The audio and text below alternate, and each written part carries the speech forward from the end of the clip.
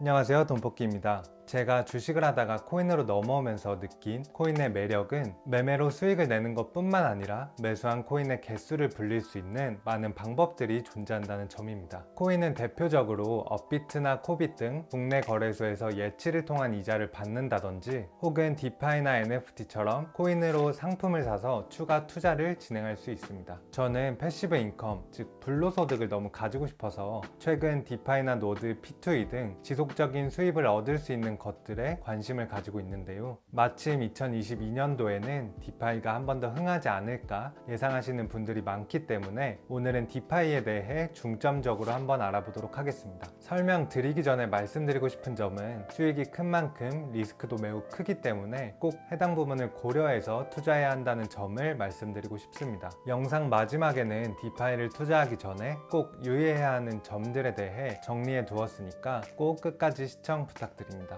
디파이는 Decentralized Finance의 합성어로 탈중앙화 금융이라는 의미인데 아마 이 탈중앙화 금융이라는 단어가 어색하실 수도 있을 겁니다. 왜냐하면 저희는 당연하게 중앙화된 금융 속에 살고 있기 때문인데요. 우리는 당연하게 국가에서 찍어낸 화폐를 사용하고 은행을 이용해 송금을 하고 카드를 긁어서 결제를 합니다. 이는 모두 국가나 은행, 카드사와 같은 중앙에서 거래를 중매해 주기 때문에 가능한 일입니다. 이 중앙화된 금융 덕분에 저희는 고기를 잡아서 비단과 바꿔줄 사람을 찾지 않아도 됩니다. 물론 좋은 점만 있는 것은 분명 아닙니다. 저희는 이러한 거래의 대가로 중앙화된 곳에 수수료를 지속 지급해야 하고 환전을 할 때에도 항상 불리하게 사서 불리하게 팔아야 합니다. 또 여전히 선진국을 제외한 많은 국가에선 금융 서비스를 제대로 이용하는 것조차 어렵습니다. 그런데 우리의 모든 거래가 데이터로 저장이 되며 이 데이터는 해킹이 불가해서 현존하는 기술 중 가장 신뢰할 수 있다면 어떨까요? 거래 자체가 계약서의 역할을 할 수 있기 때문에 거래의 제3자, 즉 중앙의 중매가 필요 없어지고 개인과 개인 간의 1대1 거래가 가능해집니다. 이러한 데이터가 바로 한 번쯤 들어보셨을 블록체인이며 탈중앙화 금융 디파이가 만들어진 배경입니다. 사실 지금까지 말씀드린 부분은 어떻게 보면 몰라도 되는 내용이긴 한데요. 중요한 것은 어떻게 우리가 이 디파이를 통해 돈을 벌 수 있는지인 것 같습니다. 이제 좀 더 코인에 관련되게 말씀을 드리자면 저희는 코인을 거래할 때 거래 수수료를 모두 업비트와 같은 중앙화된 거래소에 지불을 하고 있습니다. 업비트의 순이익이 작년 2조라는 것을 보면 실로 엄청난 액수인데요. 디파이는 이렇게 대형 거래소들이 독점하고 있는 거래 수익의 기회를 모두에게 열어줍니다. 저희는 탈중앙화 거래소에 유동성을 제공함으로써 거래 수익을 얻을 수 있습니다. 유동성은 지식 백과를 보면 자산을 현금으로 전환할 수 있는 정도라고 나오는데 쉽게 말해서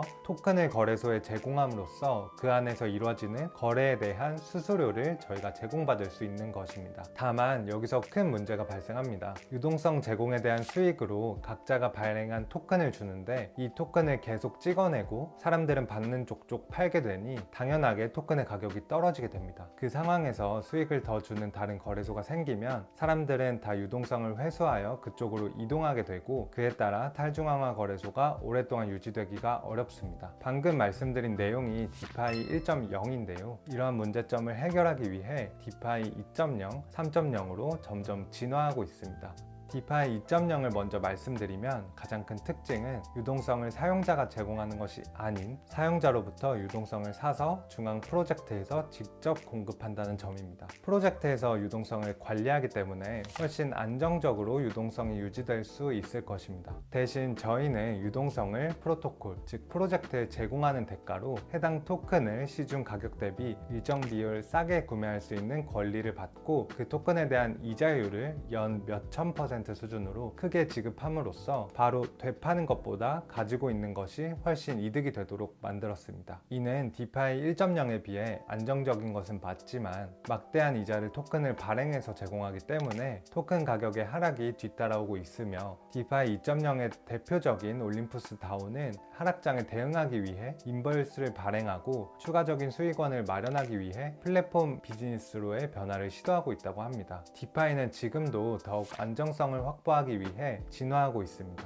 다음은 디파이 3.0입니다. 디파이 2.0과는 또 다른 방향이라서 2.0에서 진화했다기보단 1.0에서 2.0과 3.0으로 찢어진 것으로 보는 시각도 있습니다. 디파이 3.0은 토큰 가격의 하락을 막으면서 동시에 안정적인 유동성 확보를 목적으로 합니다. 대표적으로 드림 네트워크라는 것이 있는데요. 엄청난 이자율로 이목을 끄는 것이 아닌 하루 1.0%의 이자를 고정으로 지급합니다. 다만 한번 예치하면 예치금의 회수는 불가능하여 토큰 가격의 변화가 없다면 최소 4개월은 기다려야 원금 회복이 가능합니다. 또 다른 특징은 독특한 세금 시스템에 있는데 해당 디파이에서 예치를 하든지 인출을 하든지 판매를 하든지 모든 과정에서 10%의 세금을 부과합니다. 세금을 하나의 풀에 모아두고 이 풀에서 이자를 고정으로 지급하기 때문에 토큰의 발행이 최소화되어 가격을 방어할 수 있다고 합니다. 드림 네트워크의 경우 비교적 성공적인 프로젝트라고는 하지만 최근 가격을 보면 고점 대비 네토막이 났는데요. 디파이 2.0도 그렇고 이번 하락장을 안정적으로 버틴다면 한 번 더 오르지 않을까 생각이 듭니다. 이번에 디파이를 보면서 다시 한번 느낀 점은 다 그런 건 아니겠지만 디파이뿐만 아니라 많은 코인 프로젝트들이 너무 신규 유입에만 의존하고 있는 것 같습니다. 하다못해 은행도 저희 예금을 레버리지해서 수익을 창출하고 그중 일부를 저희에게 이자라는 명목으로 수익을 주는데 별다른 수익 창출 모델도 없으면서 돈을 많이 벌 수 있다는 사실만 가지고 사람들을 꼬시는 프로젝트들이 너무 많은 것 같습니다. 워렌 버핏도 공짜 점심은 없다고 했습니다.